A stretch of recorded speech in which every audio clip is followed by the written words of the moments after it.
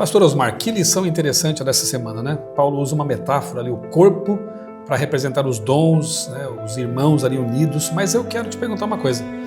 Será que os dons espirituais, como o de profecia, por exemplo, terminaram lá nos tempos da Bíblia? Algumas pessoas dizem que esse dom já acabou, né? Porque só eram os profetas canônicos, então ele não precisa mais. Mas existem os profetas não canônicos, né? A gente não pode esquecer. E outra coisa, se a igreja é distribuída em corpo, qual a parte do corpo que é mais importante? Os olhos, a boca? Fica com a gente, você vai ver como realmente esse assunto é importante e vai perceber que todos os dons são igualmente importantes. Olá, amigos, muito bem-vindos ao Presente 7, seu canal de estudo aprofundado da Palavra de Deus, tomando por base a lição da Escola Sabatina.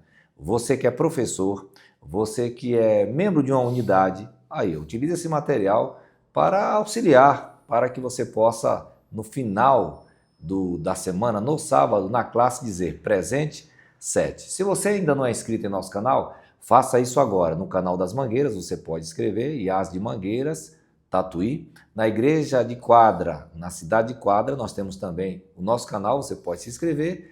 E no canal Outra Leitura do meu amigo Michelson Borges, que está aqui. Pastor Michelson Borges, Presente 7. Pastor Osmar Borges, Presente 7, sempre. Sabe que tem gente preocupada dizendo que a gente é irmão? Ainda estão achando. Que acha muito parecido. Mas a gente é por parte de Noé, né, pastor? Eu vou até botar um chapeuzinho para ficar. Pronto, aí. Né? Um óculos redondo também. Aí iguala. Não é? Olha que coisa. Tem muita gente que tem mandado para a gente, pastor Michelson, comentário. Lá dos Estados Unidos da Bahia, Feira de Santana, está mandando um abraço aqui, o Nivaldo. Que Deus abençoe o estudo dessa semana. Tem mais gente aí? Tem, a Ruth Alves Pinheiro, de Presidente Prudente, manda um abraço para nós. Vamos para o Pará, Belém do Pará, Igreja do Marco 4. A Irá Castro está mandando um abraço. Que Deus te abençoe, minha irmã, ricamente. Eu já aproveito para mandar um abraço para o pessoal da Igreja do Marco, lá que fica coladinha ali com o Hospital Adventista, a casa a CPB, né? Grande Estive igreja. lá alguns meses atrás, fizemos uma programação muito boa ali, do Ministério dos Homens. Um abraço aí para a Igreja do Marco também, tá? O pessoal de Belém ali é muito gente boa, muito carinhosos. Gente boa. Tenho muitos amigos em Belém, cidade boa. Mas tem outra aqui, pastor, da Júlia Teles, Sinop, Mato Grosso. Sinop. Peço oração por minha família pela conversão. Olha aí, pastor, vamos orar. Olha aqui, vamos orar por sua família. O Antônio mora em Rio dos Cedros, Santa Catarina. Conheço, terra e é histórica. professor da Escola Sabatina e utiliza nosso material aqui. Um abraço para o meu irmão Antônio de lá. E também aqui a Elias Correia, que também é de São Luís Maranhão, que esteve no nosso episódio anterior. E também a Ilza Barreto, que está nos assistindo aqui de Campinas, São Paulo. Pastor, olha só. Eu quero mandar um abraço especial também. Mande. Para a nossa equipe, né? Pessoal nota 10, né? Que está sempre aqui atrás das câmeras, cuidando da edição, do conteúdo, né? Todos são voluntários aqui, são membros da Igreja das Mangueiras. Claro. Merecem palmas esse pessoal. Pai de família 10, aí, né? que faz um trabalho maravilhoso. Eu só tenho medo da Globo descobrir esse pessoal e levar todo mundo. Aí ficaremos Aí sem. a gente vai ter dificuldade, né? Porque é todo mundo fera. Um abraço para vocês. Muito bem, a nossa lição está aqui. Se você ainda não é assinante, entra agora no site da CPB, Casa Publicadora Brasileira. O tema desse trimestre é 1 Coríntios e 2 Coríntios, que Paulo escreveu aqui, cartas maravilhosas. Estamos na lição 6, chegando na metade, né? Já, na metade do nosso trimestre. Dons espirituais. Aqui dá pano para manga, hein? Muito. Você pode fazer, então, a oração inicial para a gente tratar do verso e também tratar da tirinha? Posso sim. E eu já ia dizendo assim que, mais uma vez, nós vamos ver a questão da unidade, né? Tomando conta dos escritos de Paulo.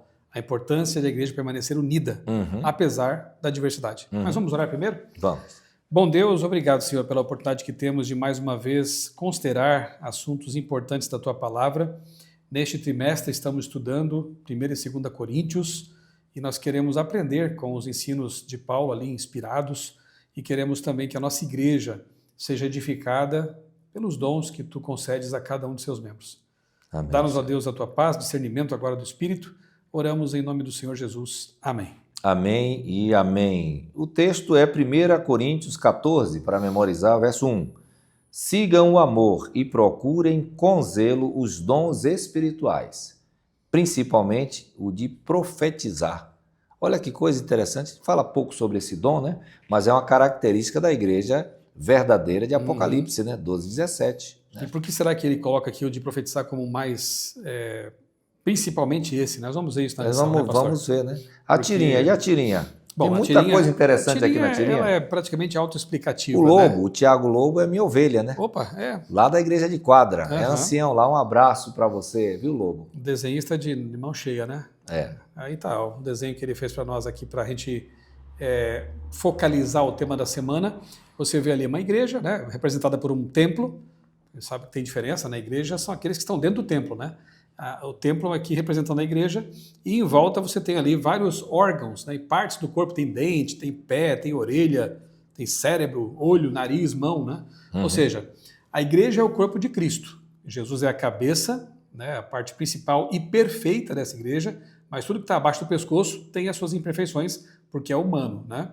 Então a igreja é formada por partes diferentes, mas todas elas são importantes. É só você sentir falta de um desses aqui, tirar um desses do corpo, você vai perceber como é importante. Até aqueles que são invisíveis, não aparecem muito, né? Mas fazem falta quando não estão ali.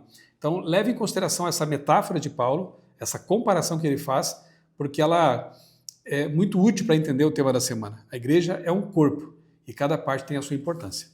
E não existe menos importante ou mais importante, né? Sabe o que demonstra isso? A necessidade. Se a gente perde uma unha que faz parte de uma parte do corpo, que é um dedo, que falta faz, hein? A gente fica, não, tá doendo, quero que cresça logo, porque, né? Imagina, cabelo faz falta, né? E a gente nem sente dor, como a unha também. Então, a gente percebe que Deus criou uma estrutura, né, que funciona de acordo com os seus potenciais, que são apresentados em cada região desse corpo. É isso que Paulo está querendo dizer, né? E pastor, essa unidade na diversidade é um milagre, né? A gente vê muito isso quando acontece a cada 5 anos a reunião mundial da igreja, né? Eu tive o privilégio de Conferência participar, Geral. 60 mil adventistas. Na última que elegeu aí o pastor Ayrton, né? O primeiro sul-americano também, né? Você vê ali pessoas de todas as cores, de todas as etnias, de todas as roupas totalmente diferentes, e todos creem na volta de Jesus. Todos creem que o sábado é o dia do Senhor. Todos creem no santuário celestial. Verdade. No estilo de vida saudável, segundo a Bíblia ensina. Ou seja, aquele corpo de crenças que são bíblicas, né? Mas que nós chamamos de distintivas, ele pertence, esse corpo de crenças, a 20 e poucos milhões de pessoas, né? Espalhadas por esse mundo. Então é um milagre, isso é humanamente impossível, reunir todo esse povo que caminha numa mesma direção, que tem uma mesma esperança. Então realmente é bonito isso. E o que une todo mundo? A escola sabatina.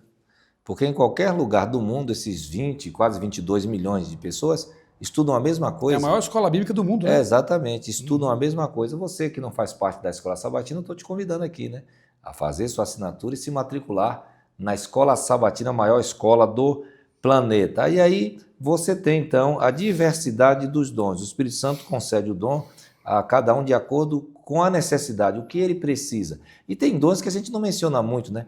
A gente vê assim, eu gostaria de cantar.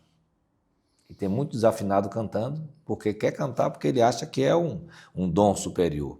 Outros querem profetizar, outros querem falar outra língua.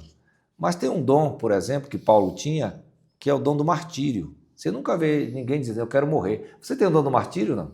Que Paulo diz assim, o viver para mim é Cristo, e o morrer é lucro. Então, para ele, tanto fazia. Então, existem dons interessantes, né, que a Bíblia vai trazer aqui de acordo com a necessidade, numa diversidade de dons. Eu creio que essa diversidade ela vem da mente de Deus.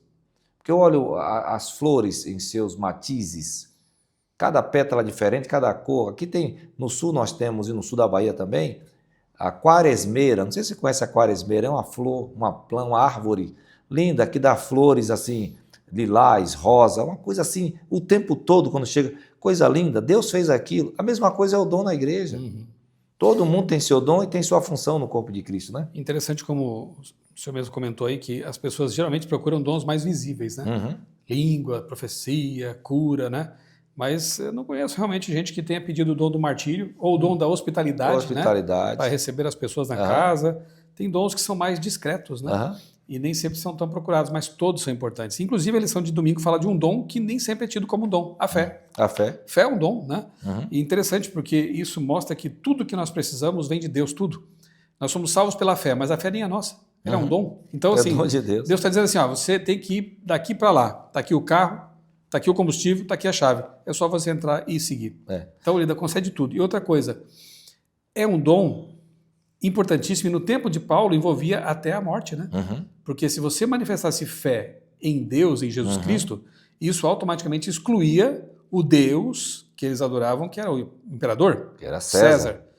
Hoje não tem problema em relação a isso, pelo menos não na nossa cultura, né? Mas naquele tempo sim. O cristão podia perder as suas posses, podia perder até a sua vida, ao dizer que ele não tinha outro Senhor que não fosse Jesus Cristo. Então é preciso ter um dom celestial realmente para ter coragem para expressar essa fé. Olha que coisa, né? Se eu, por exemplo, como pastor aqui da Igreja das Mangueiras, ficar um mês sem vir na igreja, tirei férias, a igreja vai seguir. Mas se não tiver zeladora para limpar os banheiros, para limpar a nave, né? E se o pessoal da mídia não estivesse aqui hoje, como é que a gente ia gravar?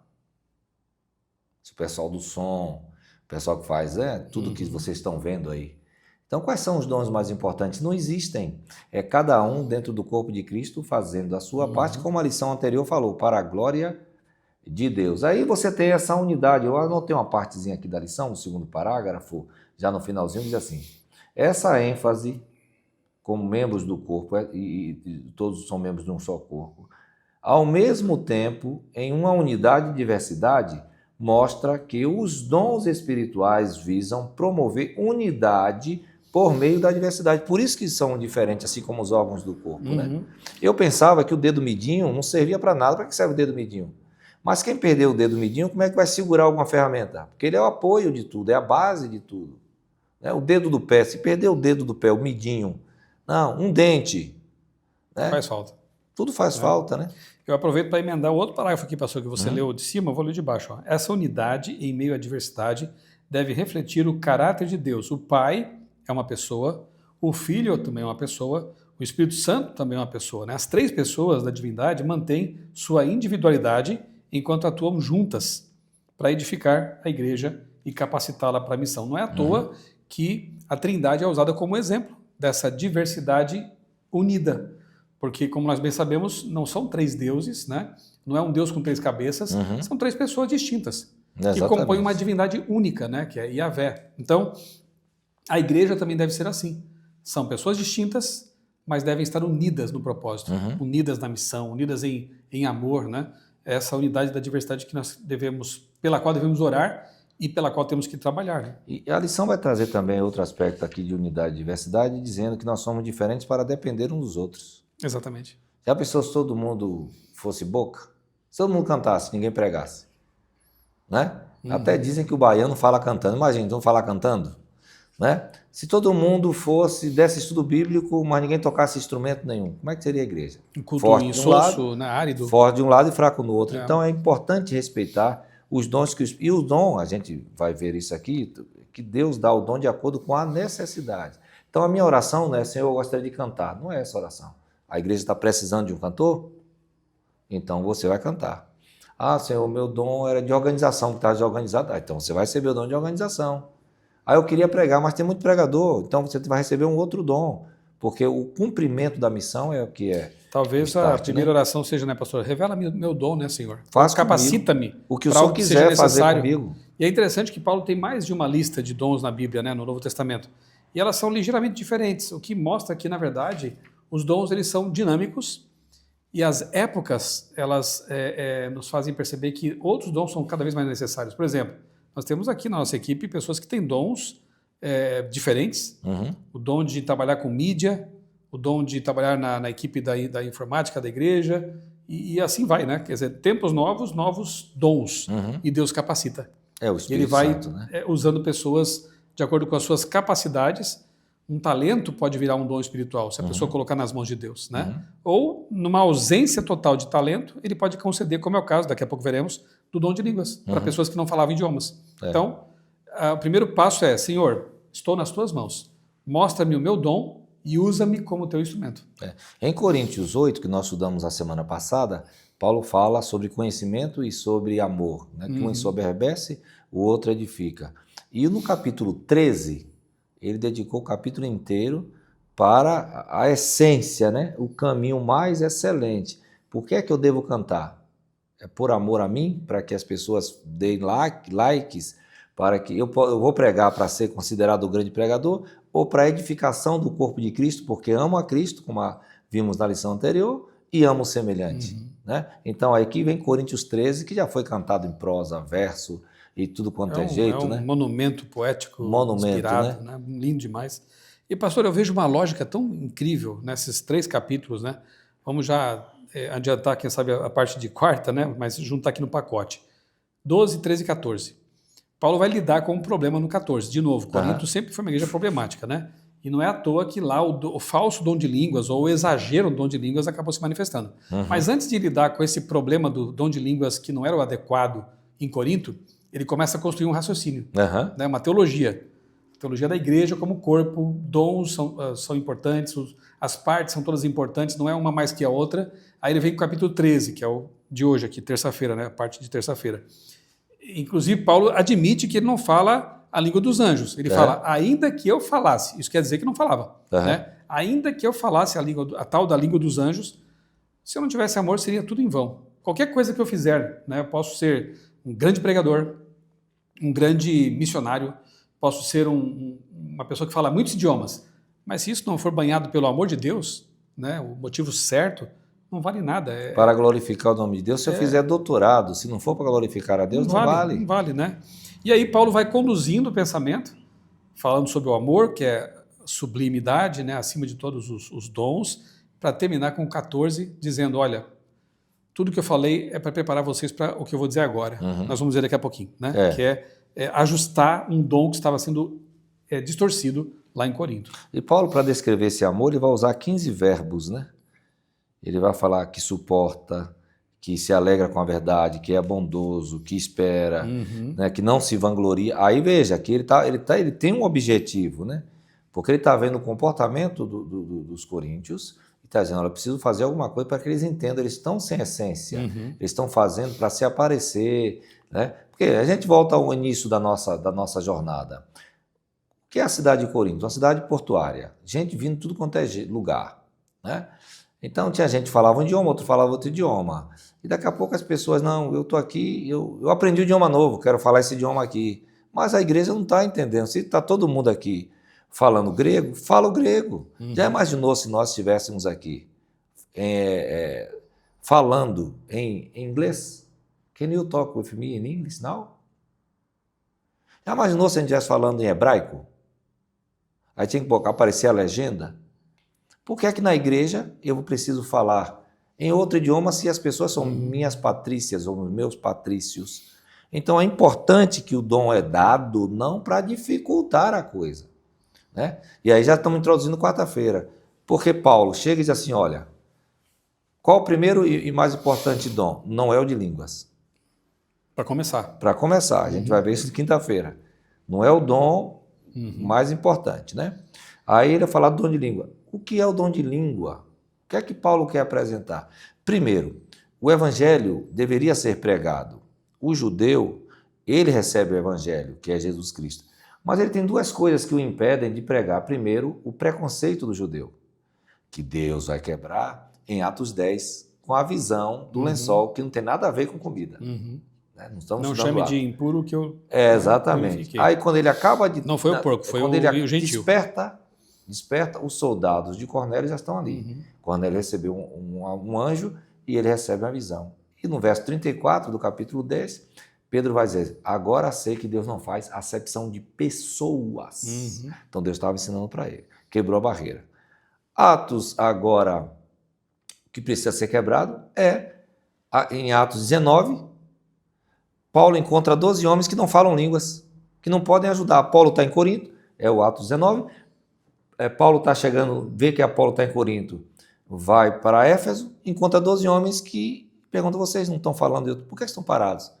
Se receberam o Espírito Santo? Não. Batiza-os, impõe sobre eles as mãos, e eles são enviados para pregar o evangelho. Então, era o preconceito e a língua. Então, o Espírito Santo veio Quebrou ambos. quebrar o que Babel, barreiras. que ele trouxe em Babel. Então, os apóstolos, eles estavam preparados, e quem era batizado com o Espírito, para falar em qualquer lugar do planeta. Eles falavam qualquer idioma. E, pastor, é útil fazer um estudo comparativo de Atos de 1 Coríntios 14 com Atos 2, né? Porque se em 1 Coríntios 14 estava havendo um abuso, estava havendo uma distorção do dom, em Atos 2 a gente vê o dom na sua essência e corretamente utilizado, né? Ali você, naquele momento, que era uma festa judaica importante, havia milhares, talvez milhões de pessoas que falavam muitos idiomas, judeus que estavam na dispersão já, né, vieram ali para aquele momento. E aí você tinha ali partos, medos, elamitas, árabes. Cerca de 16 ou 17 idiomas, né? E os discípulos só falavam ali, mal falavam grego e falavam aramaico, né? E alguns falavam muito mal. Então, aí como aproveitar essa oportunidade evangelística, e você vê que sempre a maior parte dos momentos em que isso acontece é no contexto evangelístico. Porque, de novo, de que adianta você ter o dom de cura no meio de um monte de gente saudável? Né? Da mesma forma que adianta você ter o dom de línguas numa congregação que todo mundo fala português. Não tem sentido, né? Então, contexto missionário, sim, faz sentido, porque você vai pregar para pessoas de outras línguas. Não são línguas estranhas no sentido de que ninguém no universo conhece. São línguas estranhas para mim que não falo. É estrangeiro. Né? Estrangeira. É língua estranha, e aí os eu discípulos não conhecer. recebem o dom do Espírito Santo. Você vê que o texto é bem claro, né? Pedro se levanta, estou falando de Atos 2, tá? Pedro se levanta, ele começa a pregar e os outros com ele. Ou seja, a gente vê que eles estavam traduzindo para os idiomas locais. E tanto é assim que as pessoas reconhecem. Nós estamos entendendo no nosso idioma. Isso é o dom de línguas na Bíblia. Esse é o dom de línguas que a Igreja Adventista prega e já experimentou. Conheço histórias. Eu já experimentei. Inclusive, no meu canal, tem uma história com um rapaz, um africano, que veio ao Brasil. Eu vou deixar o link para você aqui, tá? Assista. É bem interessante. Um rapaz africano veio para o Brasil, foi comportar em Santa Catarina, numa terra de alemães. Ninguém estava dando muita bola para ele. Não queria. O alemão é meio desconfiado, né? Eu conheço bem a realidade ali. E aí, mas também quando faz amizade, ele é amigo para toda a vida, né? E aí estavam meio desconfiados e o menino começa a falar alemão puro. Não era nem o dialeto que falam por lá. Um alemão puro. Resultado, ele vendeu muitos livros como estudante, abriu uma igreja ali na região e ele é amado por todos lá até hoje, é pastor já, né? Uma história lindíssima. Eu entrevistei esse rapaz e ele passou a falar alemão assim, puro, né? Sem nunca ter estudado. Esse é o dom de línguas. Esse é o dom. Eu não vou contar minha experiência aqui, mas outro dia eu conto, porque senão a gente não vai sair daqui hoje. Né? Então veja, aí você vê que o dom é dado para resolver um problema, nunca o dom é dado para criar um problema. E para mim a chave de Coríntios 14 é quando Paulo diz assim, eu falo mais línguas do que qualquer um de vós. Era um poliglota. Eu falo grego, hebraico, aramaico, mas quando estou convosco, prefiro falar 5 palavras no meu entendimento do que 10.000 em outras línguas. Fechou. Então ele está falando de outras línguas, né? Paulo coloca várias regrinhas, né? Tem que ter intérprete, exatamente. Que fale 1, 2, né? Quando o máximo ali, não todo mundo ao mesmo tempo.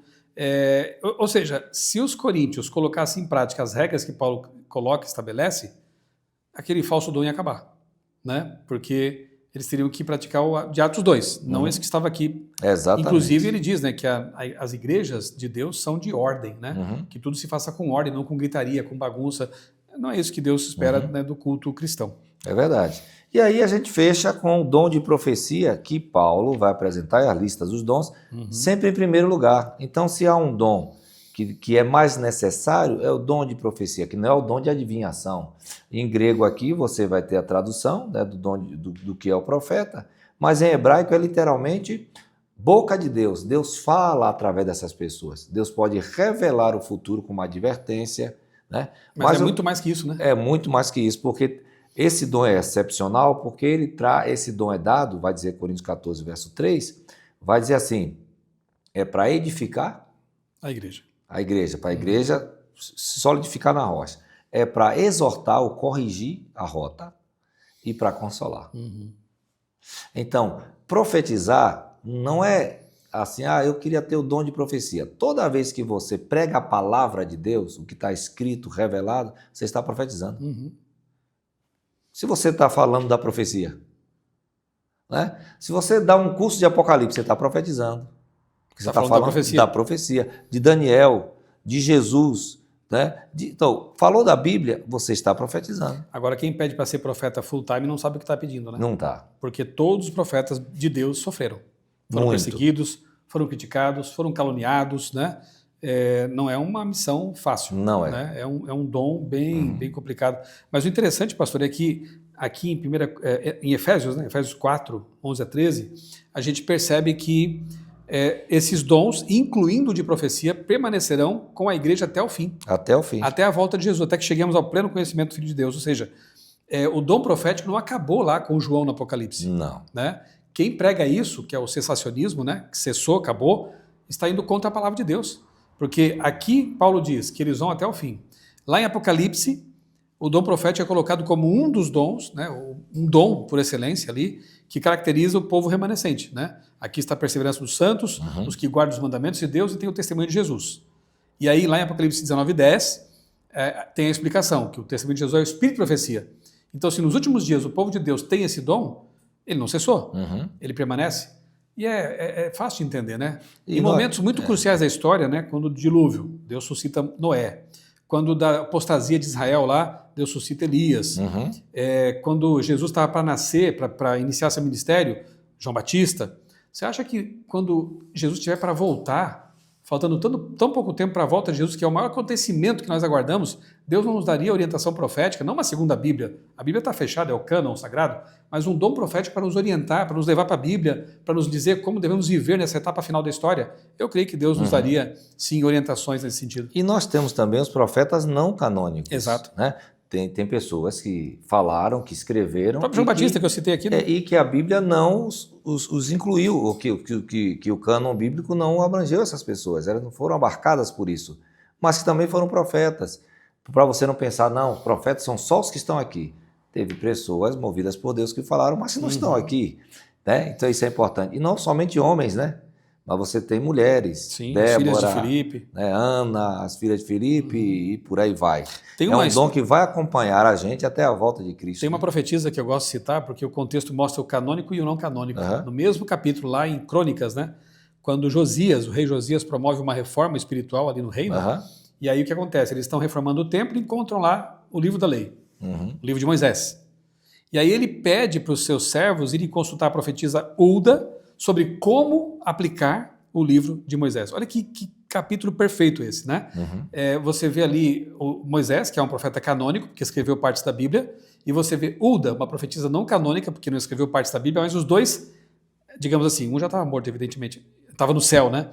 Mas os dois trabalhando em conformidade no sentido de que o profeta não canônico aponta para o canônico, e instrui, e admoesta, e ensina. Então, hoje também nós cremos nesse sentido, né? Para nós, Ellen White é uma profetisa não canônica, mas usada por Deus tanto quanto Hulda, quanto as filhas de Filipe, quanto outros, Natan, né, que não escreveram uma Bíblia, mas são usados pelo mesmo Espírito Santo para orientar a igreja. Né? Então nós temos a Bíblia, para nós adventistas é a suprema regra de fé e prática, a única, na verdade, mas também cremos que Ellen White, que não é uma segunda Bíblia, repito, ela foi usada por Deus para nos orientar e nos estimular a ler a palavra de Deus. E olha só, a gente está falando sobre dons, olha o que a escritora americana Ellen White, que nós cremos ter o dom de profecia, escreveu. E todo dom deve tornar-se um poder para Deus, porque ele trabalha com o obreiro. Depois ela escreveu, ninguém despreze os supostos dons menos importantes. Ponham-se todos a trabalhar. E por último, cada um de nós necessita da ajuda que podemos receber de outras mentes. Ellen White, nos livros que a gente está aí escrito para você na nossa parte de sexta-feira. Michel, o tempo acabou. Chegamos ao final. Eu vou fazer agora a oração final, né? Quais são suas considerações finais? Pastor, eu quero, na verdade, expressar minha tremenda gratidão a Deus pelo fato de que Ele não nos deixa nesse mundo sem orientação, né? Ele nos dá uma lâmpada, a profecia é uma lâmpada, né, que aponta o caminho. Ele nos dá orientação no sentido de que se nós crermos os profetas, prosperaremos, né? E teremos segurança. Então, louvado seja Deus pela orientação. E eu creio também que se nós seguirmos a vontade de Deus, nós teremos uma igreja unida, uma igreja que saberá lidar de forma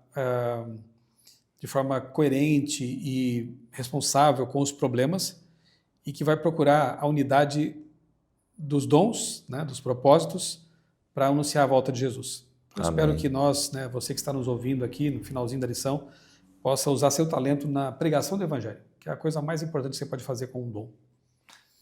E você, qual o seu dom? Se você não tem nenhum, antes de procurar, ore a Deus. Senhor, eu quero observar a minha igreja, seja ela grande ou pequena, e quero saber qual é a necessidade que a igreja tem. E nessa necessidade, me coloque para resolver. Eu sou um reparador de brecha do Antigo Testamento, agora movido pelo Espírito Santo para resolver as questões que a igreja está enfrentando agora. Não busque o dom que você acha que é necessário. Deixe que Deus te use como resposta para a necessidade da igreja. Vamos orar? Santo Deus, amado Pai, muito obrigado pelo estudo que fizemos. Que a nossa mente esteja convicta de que o Senhor é quem dá o dom de acordo com a necessidade e que tudo é para o crescimento, para a glória de Deus e é para a edificação do corpo do Senhor Jesus Cristo, que é a tua igreja, a sua igreja. Continue conosco, Senhor, nos dê a coragem necessária para pedir ao Senhor que nos use como instrumentos e nos dê o dom que a igreja necessita. Tira-nos todo tipo de vaidade, orgulho, o egoísmo, mas que sirvamos com interesse de coração, pois o pedimos em nome de Jesus. Amém. Amém. Muito obrigado, pastor Michelson, e muito obrigado mais uma vez a você que está sempre conosco. E a gente já vai se encontrar em breve no próximo episódio, no próximo encontro. Eu espero você.